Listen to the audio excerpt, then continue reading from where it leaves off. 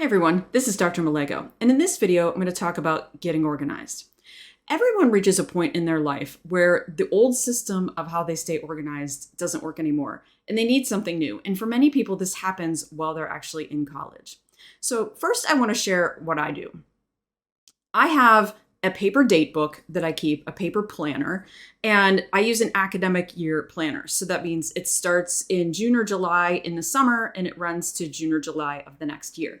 That lets me ensure that I can put my academic responsibilities in throughout the whole school year rather than needing to change my calendar in January, which can be hard when you're in the academic world. That's where I write everything down. I write down personal things and I write down professional things. So that includes things like the dentist appointment, as well as meetings and when school starts and things like that. So then every Sunday night, or sometimes I do it on Saturday, but usually on Sunday, I sit down and I transfer things for the upcoming week into a to-do list that I keep on my computer. This to-do list is just a huge Microsoft Word file, and I'll put the date, Sunday, whatever the date is, and then I list all the times and all the things that need to happen on that day. At the end of each day, I sit down and I look at what needs to be done for the next day. And I put those things in order, like a logical order that I think I'm going to accomplish them that day. I also highlight the things that I must do that next day in a certain color, usually green, and then the things that I hope that I'll get to, but it's okay if I don't get to them that day, I highlight those in another color, and usually I use yellow for that. Then I can go through and I can remove the things from my to-do list that next day.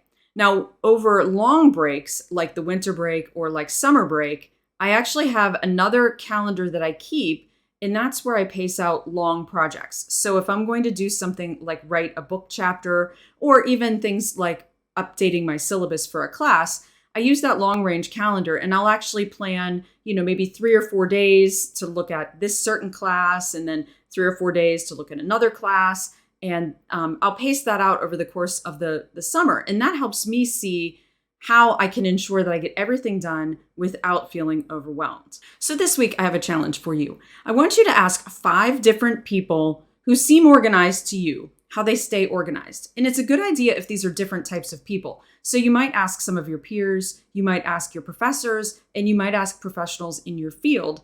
And then take from what you learn and try to put together something that you think is going to work for you to stay organized. The way I am organized is not going to work for everyone else. In fact, it probably isn't going to work for anyone else except me. But there might be some aspect of what I do to stay organized that resonates with you. And you might find that same thing happens with each person that you ask. As you implement your new organizational plan, at first you're going to need some reminders. So you might put a reminder on your phone each day to make sure that you look at the next day and plan things out. And you might put a reminder maybe each Sunday to make sure you're looking at the coming week.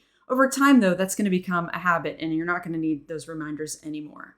Being able to keep track of commitments and get things done that you're supposed to get done is a hallmark of someone who is professional, and it's going to be necessary no matter what your field is in. So getting used to those strategies now is going to help you to be successful in the long run.